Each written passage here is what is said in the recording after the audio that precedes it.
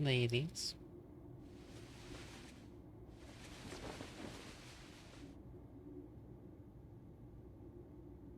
One of us is gonna make it out of here alive.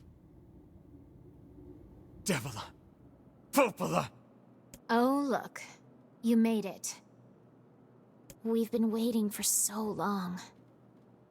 To end the story? Why are you doing this? It began 1,300 years ago. Humanity, finding itself on the brink of extinction, undertook a last-ditch rescue plan called Project Gestalt. Gestalt? Do you still not remember, Grimoire Weiss? Then let's give you a refresher.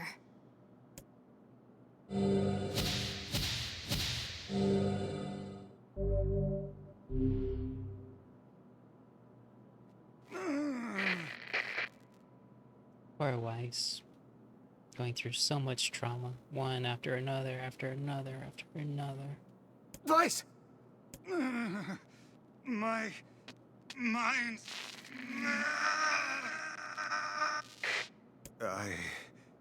I remember. Devila. Popola. You are not human. In fact. Oh no. Yeah, sometimes the truth can be a real bitch. You want to finish that thought for him, sister? If you two just said something hundreds, millennia ago, if only you two directed humanity a different way. All of us, every person standing in this room, are mere shells created by the true humans. What are you saying? You still don't get it? You aren't human. So then humans, I mean, the true humans, are extinct? No. They still live on. You know them as shades. And we've been slaughtering all of them. Each shade is a twisted remnant of what was once a human being. Crazy, huh? Now let's skip the part where you stand there with your mouths agape and just get down to business. Wait. Wait! It's too late for redemption. Sorry, but we're gonna be needing that shell of yours. The rightful owner has been waiting for a very long time. Come and take it then. Please don't be angry with us. We are only doing our duty.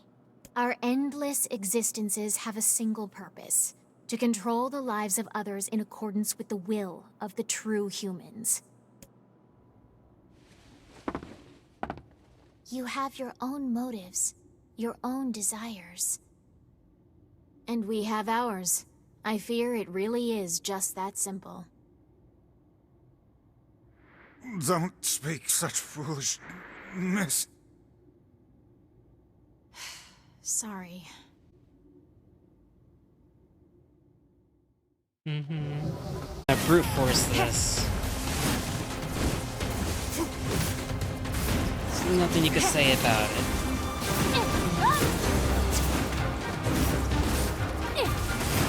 Come on, just a little bit more. Why won't you die?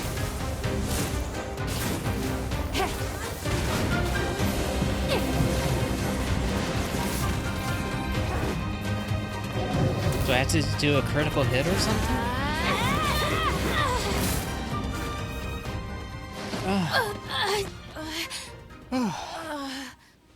Swinging that sword, oh my goodness. Well, it's an axe, but still, it's freaking heavy.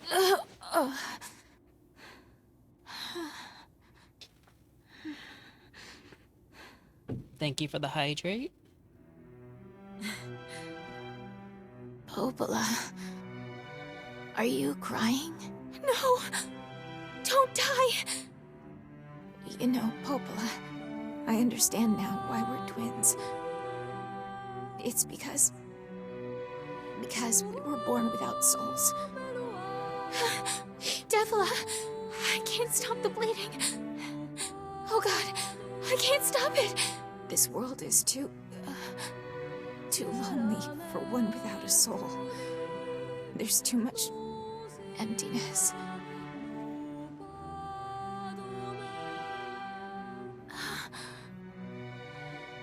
Our souls are missing. And yet somehow our tears still work.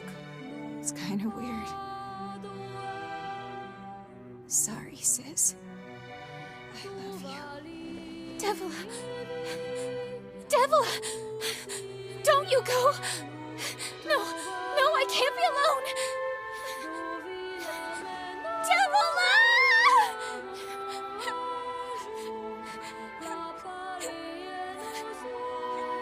Still gets me. Popola. Let's stop this now. Stop. Stop? Now you want to stop? You think you have the luxury to stop? You cut down my sister like a goddamn animal and now you want to stop? Popola, wait! It doesn't have to— No one stops! It's way too late to stop! No one stop! I blame the human extinction to these twins. If only they weren't programmed to just be observers.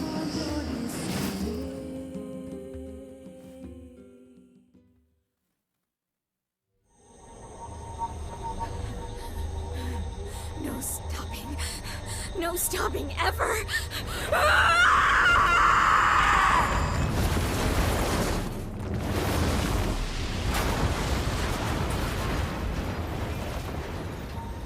The bridge! Blast! We're trapped. I've got an idea!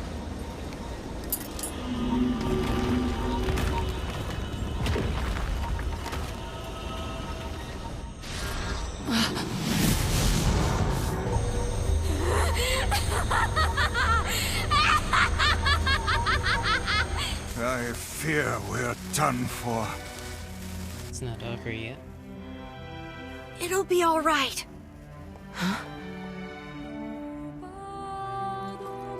You know, when I was young, I hated my eyes. And now that I'm older, I hate what my body has become. But there's something else there now.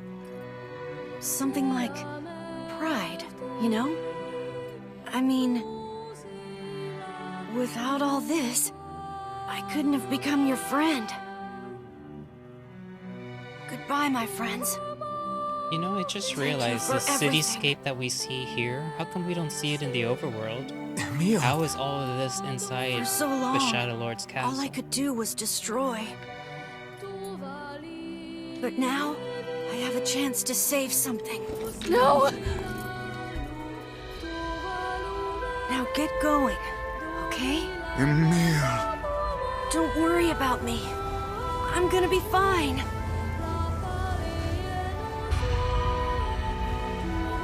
Emil! Emil! Emil! You jackass, get back here!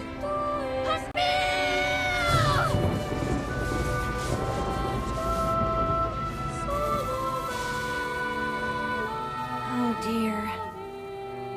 Kaine's so unstable, and Vice can't stop arguing with people. I hope they can Could hold be. it together once I'm gone. Well, I guess they'll just have to learn.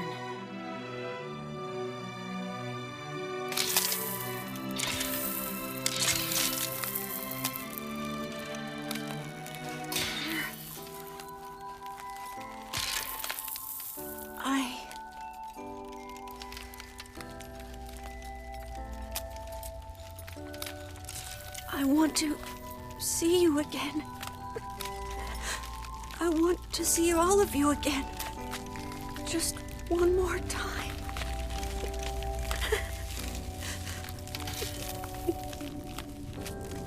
I'm scared. No, I she don't didn't have to go want too, to. Emil. Die.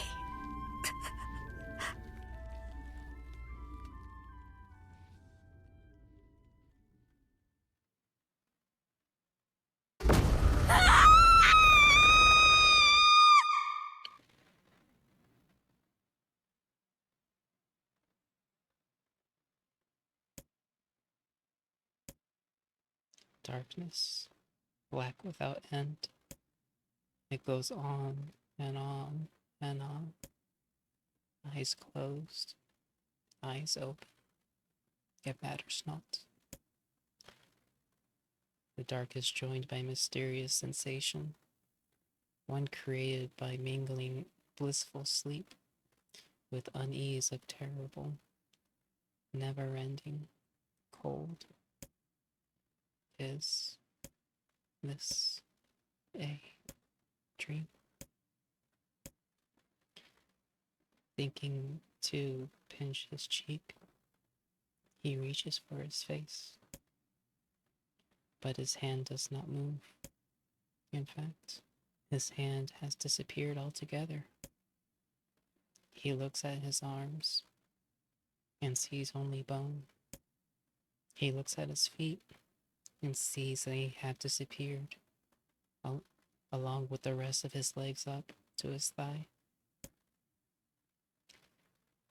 What body remains to leave him, then crumbling into fragments smaller than dust? His body's going. Soon it will be no more. Is this death? Suddenly he recalls his past. He remembers the time he lived with his sister. And that very act of recollection is like a shooting star. Despite lasting only a moment, it brings color to the darkness. And soon more memories come, gathering on top of each other, one after the next, until they meld into the warm and glorious light.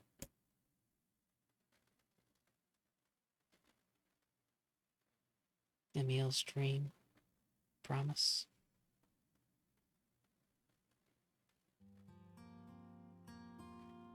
Wake up, wake up. A set of covers are torn from the boy, leaving his eyelids exposed to the merciless sun. Hey there, lazy bones, says the voice again. The boy's vision, blurry at first, gradually grows more clear. Before him, her face aglow with a radiant smile, is his older twin sister, Halua. Good morning, Halua. Don't look so cheery, you butt. The teacher's gonna be here any minute. Halua grabs her brother and pulls him beneath the bed with her, where they wait with a host of dust bunnies for their instructor's arrival. The moment Emil starts to ask a question, Halua shushes him by placing a finger over his mouth. Don't start. We've agreed to this yesterday, remember? We're gonna jump out and give the teacher the scare of her life. After a few ticks on the clock, the door opens. The slight woman enters the room. Good morning, Halua. Good morning, Emil. Are you ready for... Emil glances at his sister and sees the trying to stifle a laugh, which has an unfortunate effect of making a laugh rise in him. And then the dust bunnies decide to get in on the act, swirling up into their noses and causing tricksters to sneeze in unison. Suddenly, the face of their teacher appears in the space between the bed and the floor. There you are, you scramps. Scamps.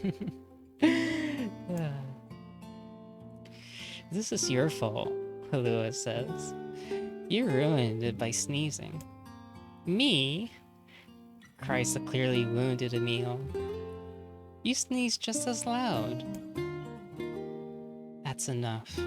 Both of you, says the teacher as she attempts to hide her amusement. Crawl out from under there, and let me take your temperatures already. The pair happily shimmies out from their hiding place and stands before their teacher. She is a fair woman with a kind voice. One Emil would be happy to listen to for the rest of his life. In fact, he often thought that her waking him in the morning was his favorite part of the day. The teacher finds her seat, hunkers down, and lightly pats her leg, to which a happy Emil leaps into her lap. She then slides a chilly thermometer under his armpit, causing a shudder to race through his body. I'm sorry. Just be brave, boy. Out for a little longer, alright? Emil used to hate having his temperature taken daily. The thermometer was just so darn cold. But he's become used to it after being at the facility for the past 2 years.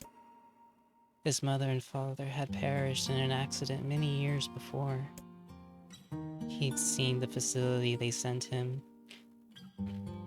to was simply a home for orphans, such as himself.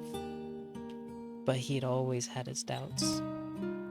After all, most orphanages weren't staffed by doctors in white coats who held lessons involving the repeated asking of strange questions, nor did they attach wires to the bodies of those of their charges and forces them to enter enormous boxes.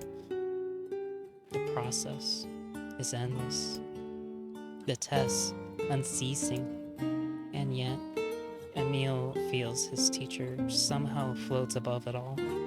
She would talk to him about everyday's problems, read him books, even share a meal when the time permitted. She is the closest thing he has to a mother. With both of their temperatures taking, Emil and Halua wait for their breakfast. But something is different this day. The teacher is strange, somehow off. Emil, she says quietly, do you remember what day this is? Emil looks over to his sister and sees her staring at him with an enormous grin. She says, you gotta figure it out yourself. But despite his best efforts, Emil comes up empty. I'm sorry, ma'am, he says at last. I just don't know. With a smile, the teacher reaches into her pocket of the white lab coat and withdraws a small package. It is a bag, neatly closed, with string tied to the top with a bright red ribbon.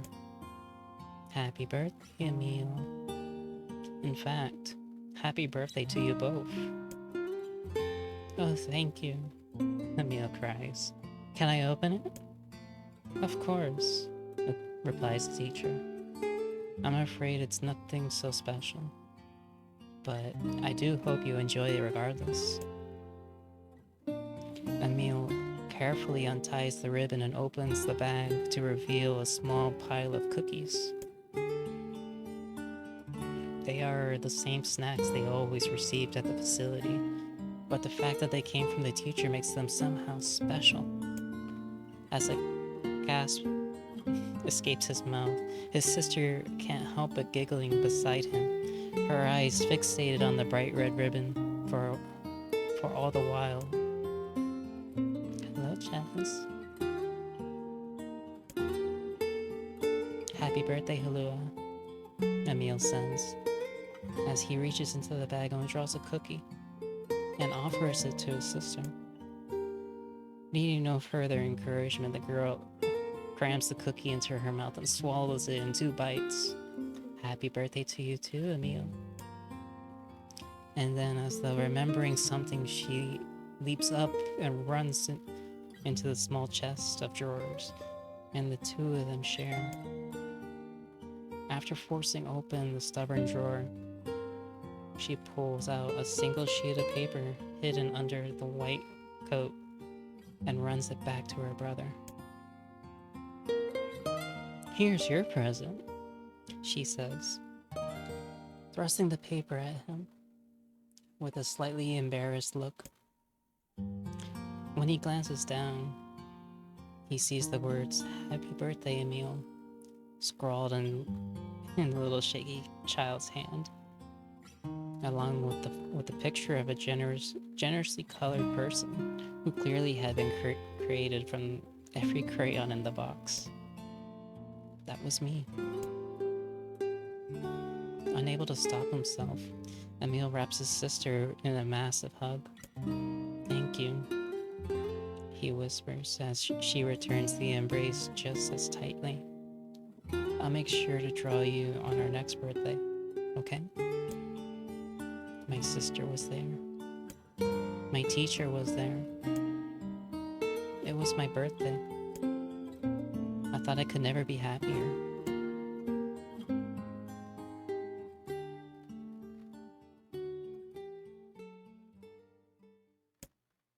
I'm glad Hulua's drawing is the last thing I'll remember. I sense a deep, perfect darkness descending over my eyes and realize my time has come. I'm so terribly cold as I desperately to remember what it felt like to be embraced. I wonder if this terrible face is all that's left of me. Hulua, I'm sorry. I couldn't keep my promise. I'm sorry. I'm so sorry. But I'm coming to join you now. Just hold on.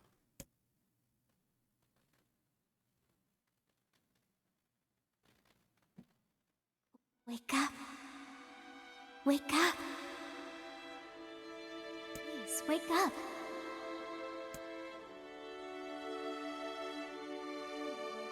Come on, Emil. Wake up already. Hulua? Is that you? You haven't changed a bit, have you, lazy bones?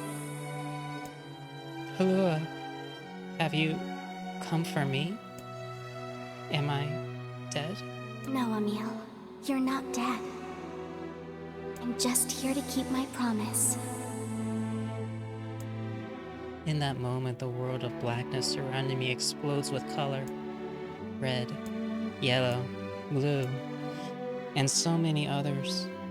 Colors I have no names for. Colors I've never seen. It's like someone is using every crayon in the box. I told you I'd always be watching over you, didn't I? I don't. Don't worry about it, you butt. Looking after little brothers is just what big sisters do. Her voice, it's fading. Sorry, Emil. Looks like I'm out of magic. Hulua, wait. Let me come with you. But you are with me. I'll always watch over you. So we'll always be together. So, we'll always be together? Hulua, no, don't go. Don't cry, Emil. I want you to be happy. Hulua, Promise me that you'll live for both of us.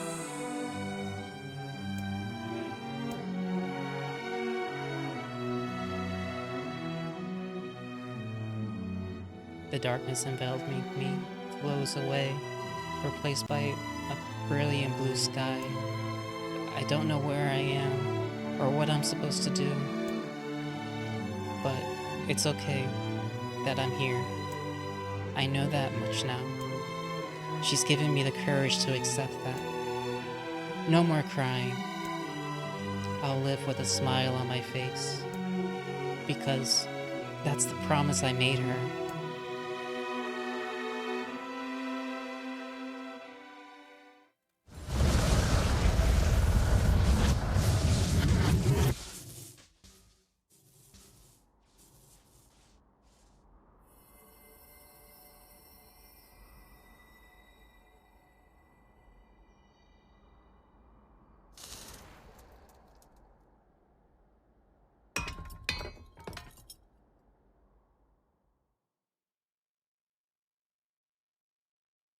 See you around, lazy bones.